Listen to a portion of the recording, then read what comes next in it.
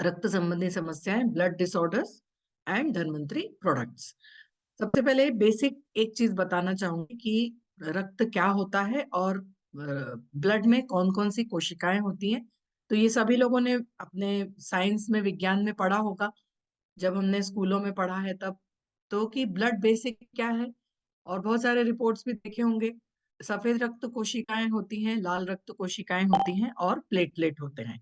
तो ये एक बेसिक स्ट्रक्चर होता है रक्त का। तो सफेद रक्त कोशिकाएं, लाल रक्त कोशिकाएं और प्लेटलेट। सफेद रक्त कोशिकाएं हैं, इंपॉर्टेंट पार्ट है हमारे रक्त का, जो कि इम्यून सिस्टम से संबंधित हैं, जो कि इन्फेक्शंस हो जाने के बाद फाइट करती हैं।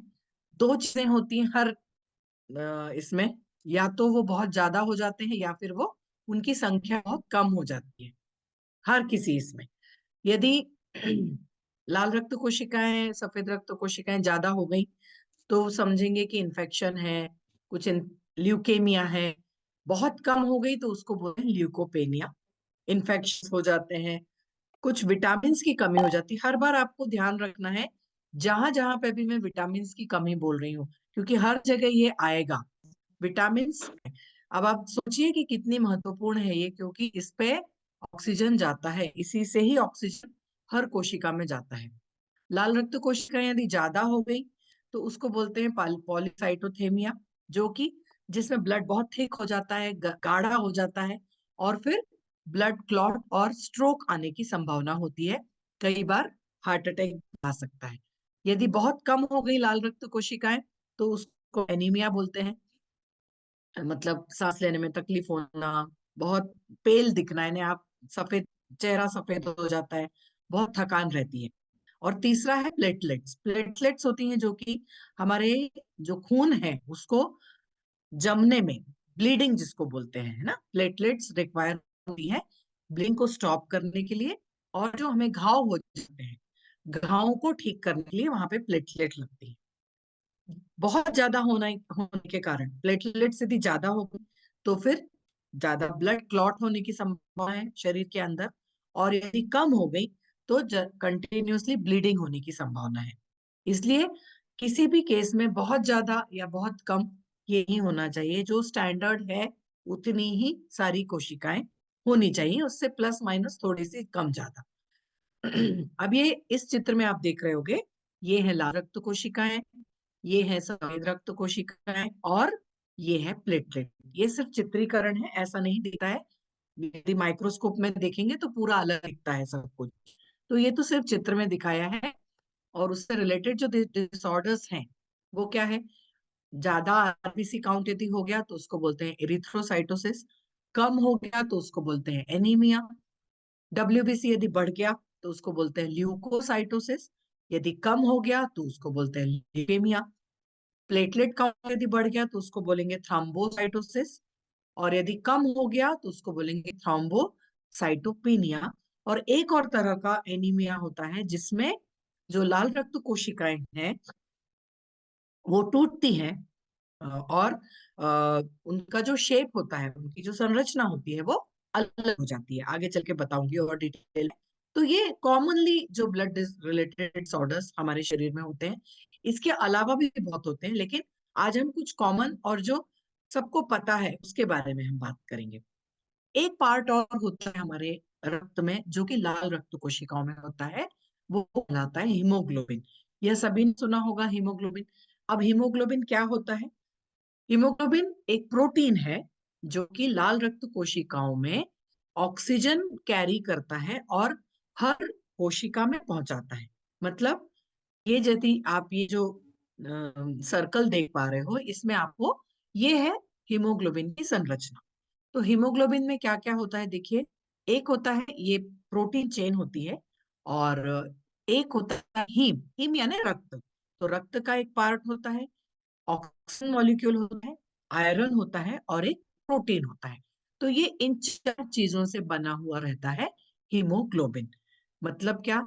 रक्त, ऑक्सीजन मॉलिक्यूल, आयरन, और एक चेन होती है, मतलब प्रोटीन की चेन, उसको बोलते हैं हीमोग्लोबिन। जो कि क्या करता है? ऑक्सीजन को अपने पीठ पे बिठा के, मतलब बिल्कुल सिंपल भाषा में क्या बोलेंगे, ऑक्सीजन को अपने पीठ पे बिठा के हर कोशिका में ले जाता है। लंग्स से जो शुद्ध हवा आती है वो हीमोग्लोबिन कैच करता है, अपनी पीठ पे बिठाता है और हर कोशिका में पहुंचाने का काम करता है। दूसरा मतलब फंक्शन क्या क्या हो गए हीमोग्लोबिन के? सबसे पहला ऑक्सीजन ट्रांसपोर्ट, दूसरा कार्बन डाइऑक्साइड रिमूवल, मतलब जब ऑक्सीजन पहुंचा देता है कार्बन डाइऑक्साइड उठाता है वापस सेल के बाहर करता है, मतलब कार्बन डाइऑक्साइड रिमूवल। और तीसरा है पीएच मेंटेन करना ब्लड का, और चौथा है रेगुलेशन ऑफ ब्लड फ्लो, मतलब जो पूरे शरीर में जो ब्लड फ्लो है उसको रेगुलेट करने का काम भी हीमोग्लोबिन करता है। देखिए इस चित्र में आपको क्लियर हो जाएगा कि हीमोग्लोबिन कैसे ऑक्सीजन मॉलिक्यूल लेते हैं, लाल रक्त कोशिकाओं में ऑक्सीजन जाता है और हर कोशिका में वितरित होता है। पहले यहाँ से लंग्स में से जो ऑक्सीजन शुद्ध हवा आ रही है, ऑक्सीजन बाइंड्स टू हीमोग्लोबिन, मतलब ये हीमोग्लोबिन है यहाँ पे, ये लाल रक्त कोशिकाओं में हीमोग्लोबिन के कण हैं, ये हीमोग्लोबिन और ऑक्सीजन इसने एब्जॉर्ब किया, मतलब देखिए हर लाल रक्त कोशिका के ऊपर क्या आ गया, हीमोग्लोबिन के ऊपर ऑक्सीजन आ गई, जो हर कोशिका जाके ये देखिए यहाँ पे ये रिलीज हो गया। तो oxygen binds to haemoglobin, haemoglobin in the blood carries oxygen from the lungs to the rest of the tissue, मतलब सारी कोशिकाओं में। और तीसरा ऑक्सीजन रिलीज टू सेल्स, तो लाल रक्त कोशिकाएं, और फिर सेम वे यहां से कार्बन डाइऑक्साइड, ऑक्सीजन गई और कार्बन डाइऑक्साइड पिकअप किया और वापस से सेम पद्धति में से उसको कार्बन डाइऑक्साइड को बाहर निकाल दिया। तो लाल रक्त कोशिकाएं carbon dioxide back from the tissue to the lungs, मतलब ये प्रक्रिया कंटिन्यूअस चलती रहती है। तो जब हीमोग्लोबिन कम हो गया फॉर एग्जाम्पल, या लाल रक्त कोशिकाएं ही कम हो गई, तो क्या होगा? ये एक चित्र के द्वारा दिखाया गया है, ये नॉर्मल है, ये है लाल रक्त कोशिकाएं, ये है सफेद रक्त कोशिकाएं और ये है प्लेटलेट्स। अब इस चित्र में आप क्या देख रहे हो? एनीमिया, मतलब लाल रक्त कोशिकाएं आरबीसी कम हो गए, रेड ब्लड सेल्स कम हो गए, व्हाइट ब्लड सेल्स उतने ही हैं, प्लेटलेट्स भी उतने ही हैं, लेकिन लाल रक्त कोशिकाएं कम हो गई, मतलब क्या है? आपका हीमोग्लोबिन भी कम हो गया, उसको बोलते हैं एनीमिया। मतलब लाल रक्त कोशिकाएं कम हो जाती हैं जब या तो वो बनती ही नहीं है, इसका मतलब क्या है? रक्त का निर्माण कम हुआ है। रक्त आरबीसी का जो साइकिल है, लाल रक्त कोशिकाओं का जो साइकिल है, वो 3 महीने का होता है, मतलब 3 महीने बाद फिर से नवीन कोशिकाएं बनती हैं। तो यदि कुछ प्रॉब्लम हो तो वहां पे फिर कोशिकाएं बनती नहीं है और आपका हीमोग्लोबिन भी कम हो जाता है, हीमोग्लोबिन स्तर भी कम हो जाता है। तो यदि बहुत ज्यादा हीमोग्लोबिन कम हो गया, लो हीमोग्लोबिन लेवल में क्या क्या हो सकता है? किडनी डिसीजेस हो सकते हैं, लिवर डिसीजेस हो सकते हैं, और एनीमिया बहुत सारे इसमें होता है। और हीमोग्लोबिन इतना ज्यादा भी हो गया, कई बार लाल रक्त कोशिकाएं ज्यादा हो गई, तो उस केस में क्रॉनिक लंग डिसीज हो सकता है, डिहाइड्रेशन और समटाइम्स हार्ट फेलियर, क्योंकि फिर रक्त ज्यादा यदि हो गया, मतलब क्या हो जाएगा? कॉन्सेंट्रेटेड, थक्के बनने लगेंगे अंदर, भी प्रॉब्लम होता है। तो दोनों जगह प्रॉब्लम है। एक होता है सिकल सेल एनीमिया, इसमें क्या होता है कि जो लाल रक्त कोशिकाएं हैं वो अपना जो स्ट्रक्चर है, ओके, हीमोग्लोबिन मॉलिक्यूल जो होता है वह डिफेक्टिव हो जाते हैं, मतलब देखिए ये नॉर्मल हीमोग्लोबिन है और ये सिकल सेल एनीमिया है। सिकल सेल में कोशिकाओं का जो स्ट्रक्चर है वही बदल जाता है, और हीमोग्लोबिन का जो ये जो ट्रांसफर होता है, क्योंकि क्लस्टर बन जाते हैं, रॉड लाइक स्ट्रक्चर बन जाता है, स्टिफ हो जाता है, और सिकल शेप जिसको बोलते हैं ना कि ऐसे अजीब सा हो जाता है, ये देखिए इस तरह का आकार हो जाता है, उसको बोलते हैं सिकल सेल एनीमिया। यहाँ पे स्ट्रक्चर ही बदल गया, तो यह भी एक बीमारी हो जाती है। देखिए यहाँ पे आपको क्लियर और दिखेगा, यह है हमारे शरीर का नॉर्मल ब्लड, जिसमें बहुत सारी लाल रक्त कोशिकाएं हैं और हीमोग्लोबिन भी नॉर्मल है, नॉर्मल हीमोग्लोबिन। और यहाँ पे है एनीमिक ब्लड दिस साइड, यदि कंपेयर करेंगे तो ये क्या है? एनीमिक ब्लड, जहाँ पे हीमोग्लोबिन कम है, लाल रक्त कोशिकाएं भी कम है और हीमोग्लोबिन भी कम है। अब एनीमिया और इसको हम कंपेयर कैसे करेंगे? ये नॉर्मल है, आप यहाँ पे हाथ देखोगे बराबर से लाल दिख रहा है, मतलब त्वचा का रंग से समझ में आता है कि हीमोग्लोबिन कम है या ज्यादा है या नॉर्मल है। और एनीमिया यदि है तो हाथ का रंग एकदम सफेद हो जाता है, मतलब हम बोलते हैं ब्लड लॉस ज्यादा हो गया। स्पेशली होता है डिलीवरी के समय, मतलब जब बच्चे का जन्म हो रहा है और जब ब्लड लॉस होता है यूट्रस यूट्रस में से, तो कई बार बहुत ज्यादा ब्लीडिंग होती है। तो जब बहुत ज्यादा ब्लीडिंग होती है तो लाल रक्त कोशिकाएं, रक्त कम हो गया, रक्त कम हो गया यानी लाल रक्त कोशिकाएं कम हो गई। लाल रक्त कोशिकाएं कम हुई यानी हीमोग्लोबिन भी कम हुआ। और हीमोग्लोबिन जैसे ही कम हुआ, आपके कोशिकाओं में, शरीर की पूरी कोशिकाओं में ऑक्सीजन सप्लाई थम गया। और जहां पे ऑक्सीजन सप्लाई थमेगा, आपके जो शरीर का रंग है वो ऐसा सफेद हो जाएगा। हम बोलते हैं ना आज एकदम सफेद क्यों दिख रहे हो, सफेद तभी होता है, नाखूनों का रंग सफेद हो जाता है। तो सिम्टम्स क्या क्या दिखते हैं हमें एनीमिया के? बहुत ज्यादा थकान, क्योंकि ऑक्सीजन सप्लाई कम है, इरेगुलर हार्ट बीट है, वीकनेस है, सांस लेने में तकलीफ होती है, क्योंकि सांस ही नहीं, ऑक्सीजन ही कम हो रही ना, तो सांस लेने में तकलीफ होगी। चेस्ट पेन होने लगेगा, हाथ पैर ठंडे पड़ जाएंगे, त्वचा का रंग पीला पड़ जाएगा, बहुत ज्यादा डिजीनेस यानी कि चक्कर आएंगे और हेडेक होगा। तो ये कुछ कॉमन सिम्टम्स होते हैं, ये बहुत ध्यान रखने लायक है। कॉमन सिम्टम्स, थकान कंटिन्यूस यदि रहती है, बहुत कमजोरी रहती है, आपकी त्वचा का रंग पीला पड़ गया है, सांस लेने में तकलीफ हो रही है, बहुत सिर दर्द हो रहा है, चेस्ट पेन हो रहा है, या फिर हाथ पैर ठंडे पड़ते हैं बार बार, बार होता है ना एकदम से हाथ पैर ठंडे पड़ गए, वो दिखाता है, दर्शाता है कि आपके शरीर में रक्त की कमी है, या फिर सबल रक्त कोशिकाओं की कमी हो गई है। क्या क्या कॉजेज हो सकते हैं? बहुत सारे कॉजेज हैं, उसमें से इंपॉर्टेंट देखिए, आयरन डेफिशिएंसी, लौह तत्व की कमी, B12 इंपॉर्टेंट है बहुत, विटामिन B12 की कमी होना, और फोलेट यानी कि विटामिन B9 की कमी होना, ये दोनों बहुत इंपॉर्टेंट होते हैं, आयरन, B12 और फोलेट डेफिशिएंसी। फिर ब्लड सर्कुलेशन का, ब्लड सेल प्रोडक्शन, मतलब जो लाल रक्त कोशिकाएं बनती हैं शरीर में, वह कम बनती हैं, और ब्लड लॉस यदि हो गया तो कमी हो जाती है। और यदि अंदर ही किसी भी कारण से यदि लाल रक्त कोशिकाएं डिस्ट्रक्ट हो गई, खत्म हो गई, उसके कारण भी एनीमिया हो सकता है। पोटेंशियल कॉज ब्लड लॉस का, एनलार्ज ब्लड लॉस, यदि कई बार क्या होता है कि ब्लड सेल्स थोड़ी बड़ी हो जाती है, ये तो हो गया कमी होने के कारण। और क्या होता है, कुछ बड़ी हो जाती है, उसको बोलते हैं मैक्रोसाइटिक एनीमिया। उसमें क्या क्या हो सकता है? विटामिन B12 या folate deficiency, liver disease, mal absorption, alcohol का ज्यादा इस्तेमाल, use of alcohol, pernicious anaemia, और हाइपोथायरॉयडिज्म। यहाँ पे भी यदि थायराइड यदि ज्यादा है, ज्यादा दिनों के लिए है, तभी भी ये पॉसिबिलिटी है कि आपके शरीर की लाल रक्त कोशिकाओं का जो संरचना है, जो आकार है, वो बढ़ सकता है, एनलार्जमेंट हो सकता है। तो ये एक तरह का एनीमिया है।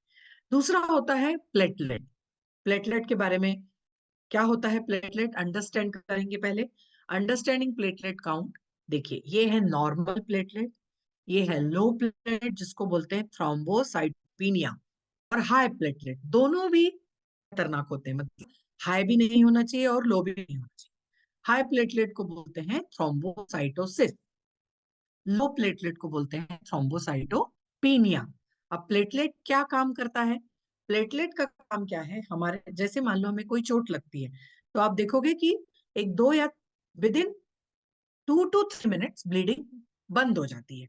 ठीक है, ब्लीडिंग बंद हो जाती, मतलब क्या हो गया, ये है ब्लड वेसल, हमारी रक्त कोशिकाएं हैं, और ये हमारी ब्लड वेसल है, यहाँ पे डैमेज हुआ, ब्लीडिंग हुई, और थोड़ी देर बाद लाल रक्त कोश मतलब ब्लीडिंग कम हो गया। अब यदि ये ब्लीडिंग बंद नहीं होता है, तो भी एक डिसऑर्डर होता है, मतलब ब्लड क्लॉट नहीं हुआ, ब्लड क्लॉट नहीं हुआ, उसको बोलते हैं हीमोफीलिया। मतलब आपका रक्त या तो पतला हो गया है, और क्लॉटिंग फैक्टर्स जो होते हैं, मतलब जो जो फैक्टर्स क्लॉटिंग के लिए होते हैं, वो यदि सही मात्रा में नहीं है, वो कम हो गए हैं, तो फिर हमारा कोएगुलेशन या फिर क्लॉटिंग बंद हो जाता है। उसके लिए प्लेटलेट जवाबदार है। देखिए, प्लेटलेट लो काउंट क्यों हो जाता है? मेंटल कंडीशंस हैं, मेडिकेशंस, इम्यून डिसऑर्डर्स हैं, अल्कोहल अब्यूज है, या फिर बोन मैरो, ये इंपॉर्टेंट है यहाँ पे, ऑटो इम्यून डिसऑर्डर्स हैं, डेफिशिएंसी यानी न्यूट्रिशनल डेफिशिएंसी यदि है, सही तरह से आप आहार नहीं खा रहे हो, पोषक तत्वों की कमी है, प्रेगनेंसी में कीमोथेरेपी और इस तरह से। तो और दूसरा क्या होता है, जो प्लेटलेट के डिसऑर्डर्स है, क्या होते हैं प्लेटलेट के डिसऑर्डर? दो कंडीशन है, एक तो प्लेटलेट काउंट कम हो गया और दूसरा प्लेटलेट काउंट ज्यादा हो गया। तो यदि कम हो गया तो क्या होगा? ब्लड फ्लो होता है कंटिन्यूअसली, उसको बोलते हैं थ्रोम्बोसाइटोपिनिया।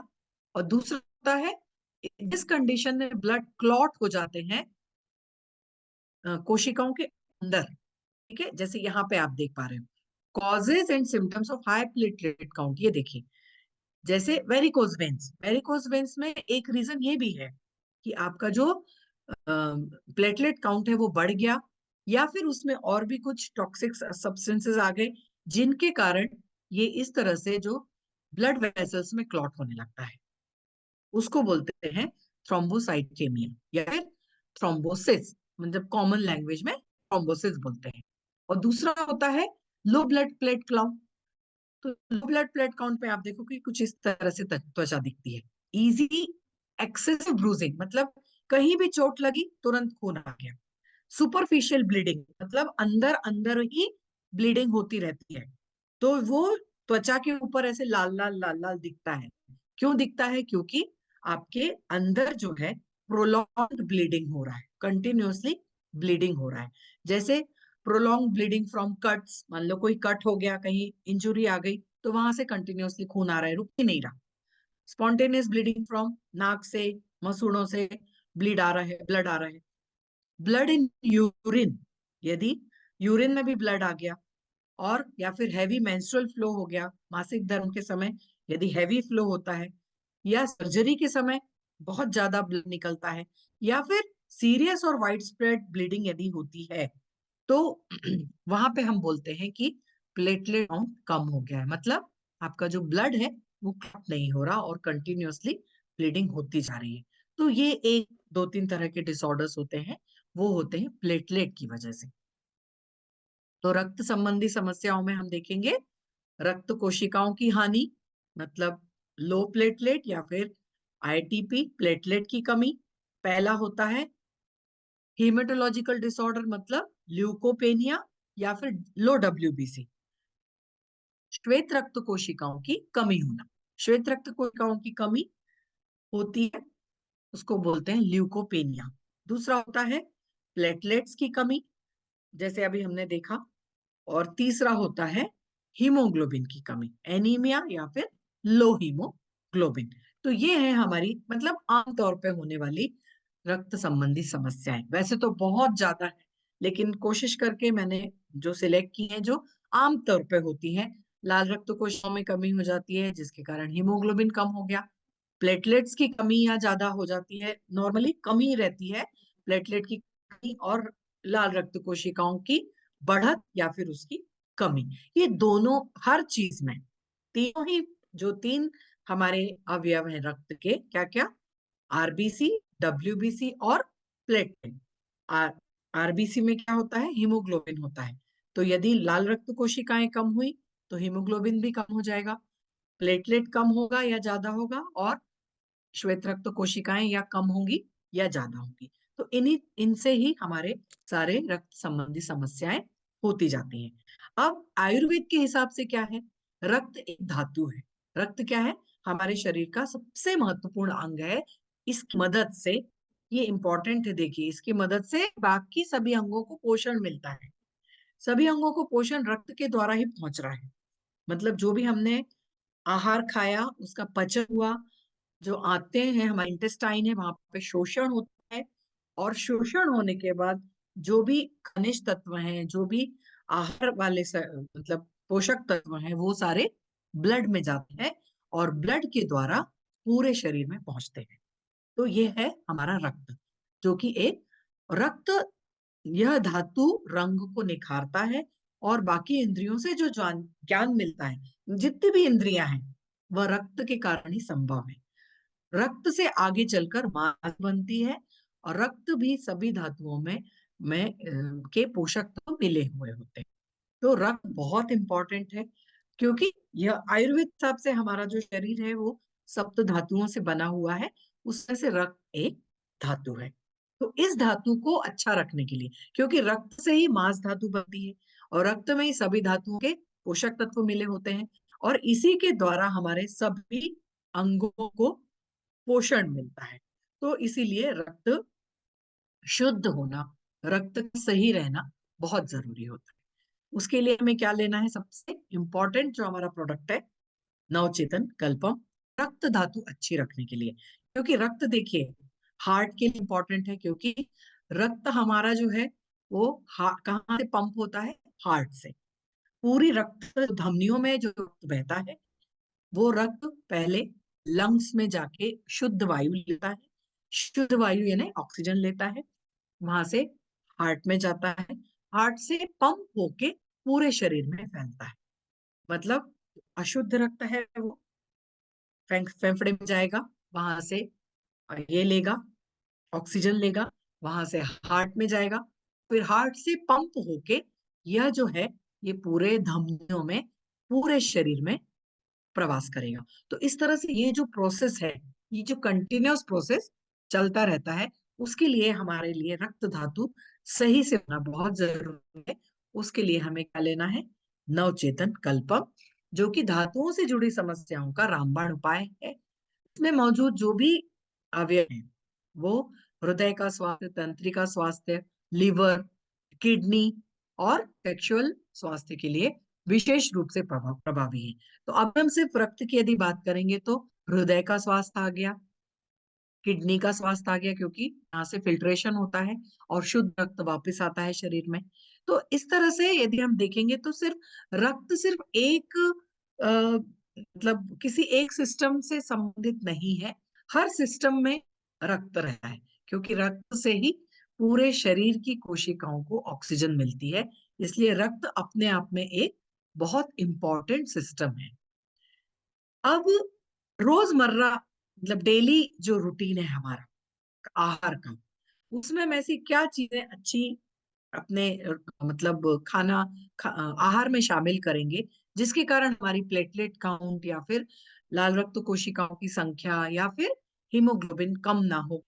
उसके लिए प्लेटलेट काउंट के लिए देखिए बहुत सारे फल और सब्जियां हमारे आजू बाजू हैं। हमसे ध्यान देने की बात है, हमें पता है लेकिन बहुत बार मिस कर जाते हैं। इसमें देखिए पपाया यानी पपीता, अनार, फिश जो भी नॉनवेज खाते होंगे, बीटरूट या कैरेट जूस ये बहुत इंपॉर्टेंट है।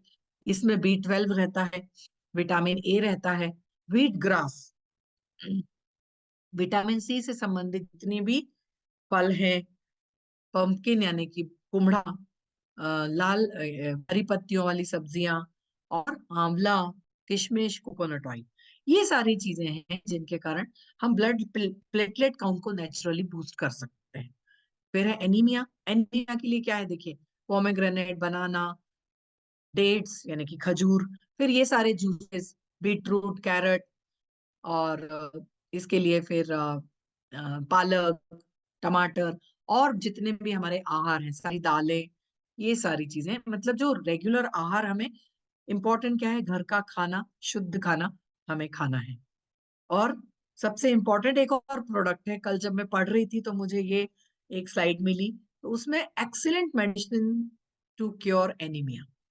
अब हमारे पास नेचुरल हनी है धन्वंतरी का, बहुत ही अच्छा शहद है ये।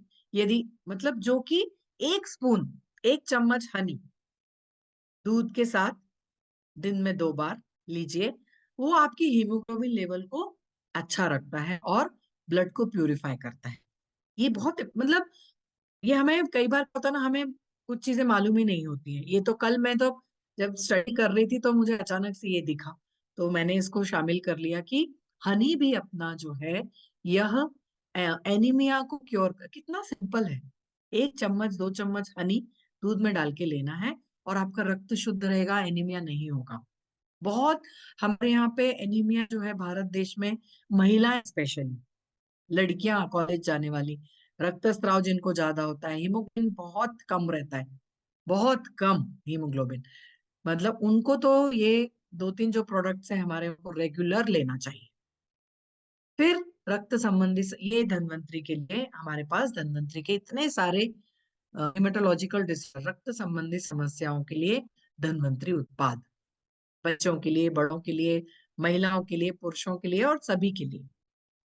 लोहरिच हिमोफिट सिरप 30 ml दिन में 2 बार पानी के साथ।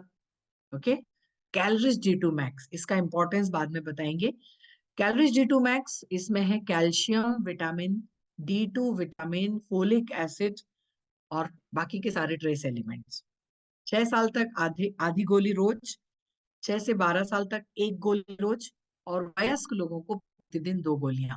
मतलब आपके जो भी विटामिन वाले सब्सटेंसेस हैं या फिर जो विटामिन की कमी के कारण होने वाले जो रक्त संबंधी समस्याएं हैं, उनके लिए कैलोरीज D2 मैक्स। फिर प्रोटीरिच जी और प्रोटीरिच डब्ल्यू प्रतिदिन 15 ग्राम, दिन में 2 बार। अब प्रोटीरिच जी और प्रोटीरिच डब्ल्यू, इसमें पुरुषों के लिए जी और महिलाओं के लिए डब्ल्यू, क्योंकि इसमें पाया जाने वाला जो राजशिंबी है, इसमें गौप्यूष है, और इसके अलावा भी और कुछ जड़ी बूटियां हैं, दोनों इसमें अलग अलग, जो कि हमें आहार देती है। जितना अच्छा हम आहार लेंगे उतना अच्छा हमारा रक्त रहेगा। फिर है स्पिरुलिना। स्पिरुलिना की आप खाने के बाद 2-2 गोलियां या 2 कैप्सूल दिन में 2 बार ले सकते हो आफ्टर फूड। इम्यूरिच सबसे इंपॉर्टेंट है। इम्यूरिच रक्त कोशिकाओं को निर्माण करने के लिए, क्योंकि इसमें जो प्रोटीन है, ग्लोब्युलिन प्रोटीन, जो कि हमारा रक्त में पाया जाता है, इम्यूनोग्लोबुलिन। ओके। हीमोग्लोबिन या फिर इम्यूनोग्लोबुलिन, ये जो प्रोटीन है, ये हम कहाँ से मिलेंगे? इम्यूरिच से, प्रोटीरिच से। क्योंकि रक्त क्या है, रक्त में सबसे ज्यादा प्रोटीन पाया जाता है। यदि वो प्रोटीन कम हो गया तो क्या होगा? हमारे शरीर, रक्त की संरचना खराब हो जाएगी, और जो हीमोग्लोबिन कंटेंट है, आरबीसी कंटेंट है, वो कम हो जाएगा। इसलिए प्रोटीन का हमें बहुत ख्याल रखना है। प्रोटीन रिच प्रोडक्ट हमें खाने हैं। तो हमारे पास है प्रोटीरिच जी पुरुषों के लिए, प्रोटीरिच डब्ल्यू महिलाओं के लिए, स्पिरुलिना पूरा प्रोटीन कंटेंट के लिए, और इम्यूरिच हमारे सभी के लिए, क्योंकि इसमें तो आईजीजी ही पाया जाता है, इम्यूनोग्लोबुलिन ही इसका सबसे इंपॉर्टेंट फैक्टर है। और बच्चों के लिए ग्रोटोटन, इसमें भी अपना इम्यूरिच का कुछ पार्ट इसमें मिलाया हुआ है, काउ कोलेस्ट्रम मिलाया हुआ है। इसके अलावा इसमें और भी जो जड़ी बूटियां हैं वो दूसरे इसमें सहायता देती हैं। तो बच्चों के लिए दिन में 2 बार 10 ग्राम इसको आप दे सकते हो, जिसके कारण इम्यूनिटी अच्छी होगी, और जो रक्त संबंधी समस्याएं हैं वो होंगी ही नहीं, क्योंकि हम कंटिन्यूअसली उनको प्रोटीन दे रहे हैं। उसके बाद कुछ जो प्रोडक्ट्स हैं उसके बारे में थोड़ी सी हम जानकारी लेंगे।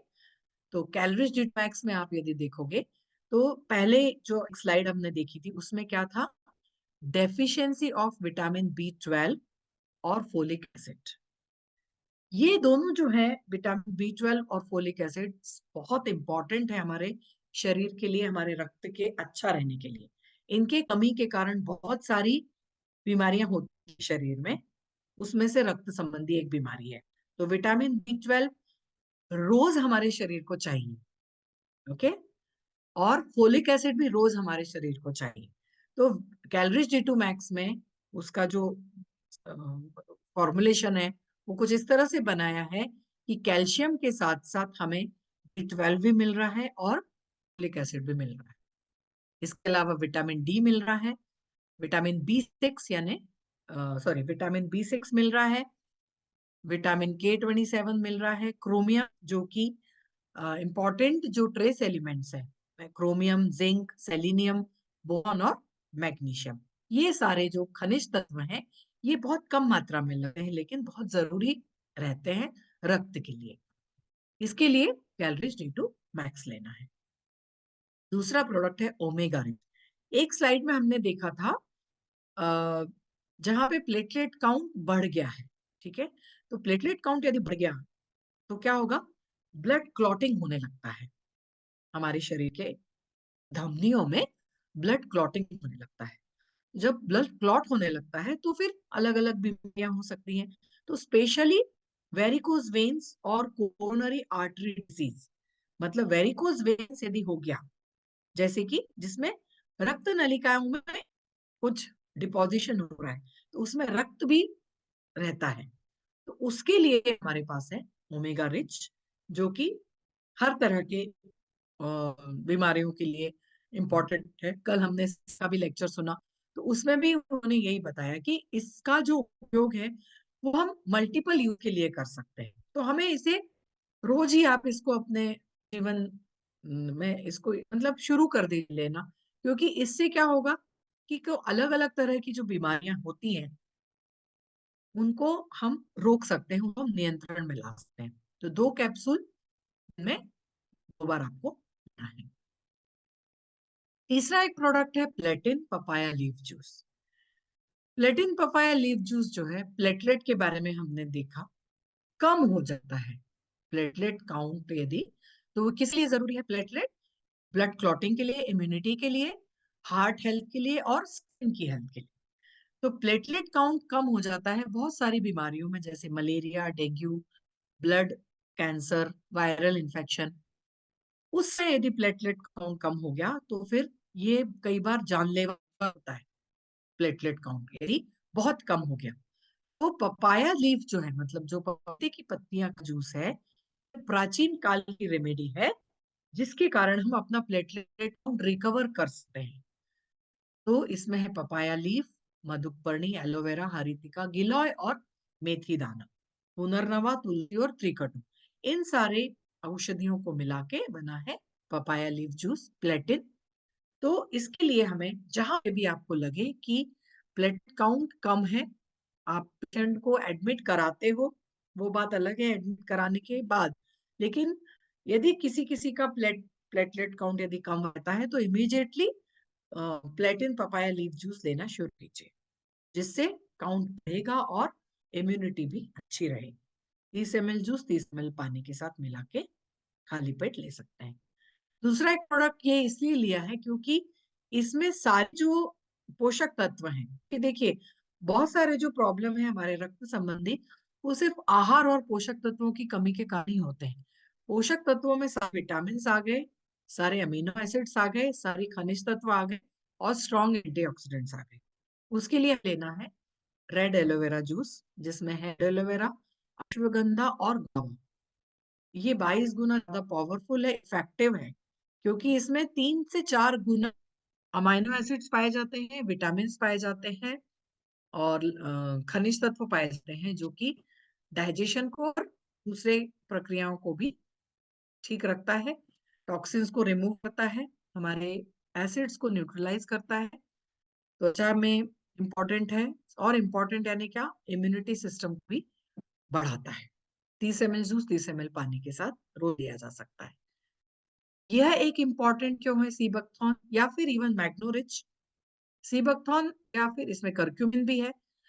इम्पॉर्टेंट यहाँ पे क्या है, रिच इन न्यूट्रिएंट्स, सबसे ज्यादा आहार दायक यह है, आहार यानी पोषक तत्वों से भरपूर है। वो चीजें हम बीटा कैरोटीन जैसे, जो कि गाजर, चुकंदर, इन सब चीजों में पाई जाती है, लेकिन हम कई बार भूल जाते हैं, नहीं खा पाते हैं किसी भी कारण के कारण। तब हमें क्या लेना है, सीबकथॉर्न जूस, जिससे पैक है ये पूरा, विटामिन सी, विटामिन ई और बी कॉम्प्लेक्स। बी कॉम्प्लेक्स कम हो गया, बीटा कैरोटीन कम हो गया, तो एनीमिया 100% होना है। इसके लिए क्या करना है हमें, सीबकथॉर्न जूस आप रेगुलर यूज कीजिए, जिसके कारण ये जो विटामिन हैं, विटामिन बी है, बी कॉम्प्लेक्स है, बीटा कैरोटीन है, ये कंटिन्यूअसली शरीर में सप्लाई होता रहे, क्योंकि ये चीजें कंटिन्यूअस लगने वाली हैं। ऐसा नहीं है कि आज लिया और हो गया, तो कंटिन्यूअस इसका यूज करना है, क्योंकि रोज के आहार में, आहार में हम कई बार जब कम पड़ जाते हैं, वहां पे फिर हमें सप्लीमेंट लेना पड़ते हैं। ओके, स्किन की हेल्थ के लिए विटामिन ई, बीटा कैरोटीन। फिर देखिए, त्वचा एनीमिया में भी जो त्वचा खराब हो जाती है, उसके लिए हमें फिर अलग से कुछ न लेना पड़े, इसके लिए बकथॉर्न जूस लीजिए, क्योंकि इसमें एंटीऑक्सीडेंट प्रॉपर्टीज हैं, इम्यूनिटी को अच्छा करती हैं, कार्डियोवास्कुलर सपोर्ट दे रही, मतलब आपका रक्त अच्छा है, रक्त बहुत अच्छा रहेगा तो आपकी हार्ट की हेल्थ भी अच्छी रहेगी और आपका पूरा कार्डियोवास्कुलर फंक्शन मतलब जो रक्त संचलन तंत्र है वह सही से रहेगा और स्ट्रेस कम होगा, थकान कम होगी और एक मन को और पूरे शरीर को एक अच्छी फीलिंग आएगी, तरोताजा रहने वाली फीलिंग आएगी। 30 ml जूस 30 ml पानी के साथ इसे लिया जा सकता है। तीसरा इंपॉर्टेंट प्रोडक्ट है Lohrich Hemophil syrup. Lohrich Hemophil syrup specially maintain the haemoglobin level. इसमें अडूसा, जीरा, सौंफ, सोया, अश्वगंधा, कुंभकलन, अनंत मूल, मंजिष्ठा, इलायची और ब्राह्मी है। तो लोहरिच सिरप क्या है? एक आइडियल टॉनिक है जिन लोगों में हीमोग्लोबिन कम रहता है, लाल रक्त कोशिकाएं कम रहती हैं और एनीमिया होने लगता है बार बार। तो यह जो है, ये लोहरिच जो है, यह स्वस्थ लाल रक्त कोशिकाओं को निर्माण करने में सहायता देता है। बहुत जरूरी है लाल रक्त कोशिकाओं का जो काउंट है वो मेंटेन रहे, कम नहीं होना चाहिए। कम यदि हुआ तो प्रॉब्लम हम पढ़ चुके हैं पहले। मेंटेन रखता है आयरन लेवल को, जिससे थकान और कमजोरी आपको बिल्कुल नहीं होगी। रूटीन वर्क आपका अच्छा रहेगा और अच्छी नींद आएगी और हार्ट भी हेल्दी रहेगा। जितना अच्छा रक्त रहेगा उतना अच्छा हार्ट रहेगा। इसके लिए क्या लेना है? कंटिन्यूसली जिनको थोड़ा भी लगता है थकान महसूस हो रही है, मतलब समझिए कि आपके लाल रक्त कोशिकाएं कम बन रही हैं, हीमोग्लोबिन कम हो रहा है, तो लोहरिच हीमोफिट सिरप 30 ml दूध 30 ml पानी के साथ। विटारिच विटामिन टैबलेट, इसमें आप देखोगे ये मल्टी विटामिन है। जितने भी विटामिन हमें चाहिए, हमारे रक्त में चाहिए, हमारे शरीर में चाहिए, वो हमें इधर से मिल रहे हैं। इसमें ब्लैक चेरी, नोनी, पाइनएप्पल, पोमेग्रेनेट, सारी जितनी अलग अलग फल हैं उन सबको मिला के यह एक अल्ट्रा रिच विटामिन टैबलेट बनाया है विटारिच। विटारिच में हमें लगभग 39 विटामिन मिलते हैं, खनिज तत्व मिलते हैं और जो हमारे शरीर को स्वास्थ्य प्रदान करते हैं वो सारे एलिमेंट्स इसमें हैं। एसेंशियल न्यूट्रिएंट्स हैं जो रूटीन फूड में हम कई बार नहीं ले पाते, इसके लिए हमें सप्लीमेंट करना जरूरी होता है। विटारिच है, एंटीऑक्सीडेंट से भरपूर है, विटामिन सी और दूसरे न्यूट्रिएंट से भरपूर है, हमारे हार्ट को हेल्थ को सपोर्ट देता है क्योंकि रक्त अच्छा रहेगा, नींद अच्छी आएगी, इम्यूनिटी बढ़ेगी, त्वचा अच्छी रहेगी, ब्लड प्रेशर कम रहेगा, ब्लड शुगर मेंटेन रहेगा और ब्रेन की हेल्थ भी अच्छी रहेगी। एक टैबलेट दिन में 2 बार इसे लीजिए और अपने स्वास्थ्य को अच्छा रखिए। तो ये सारी जो हमारे प्रोडक्ट हैं, इनको लेके हम ने जो रक्त के भी डिसऑर्डर्स हैं, ब्लड डिसऑर्डर्स हैं, उनको कंट्रोल में ला सकते हैं। तो इसी के साथ मैं यहाँ पे ये सेशन समाप्त करती हूँ। Thank you very much.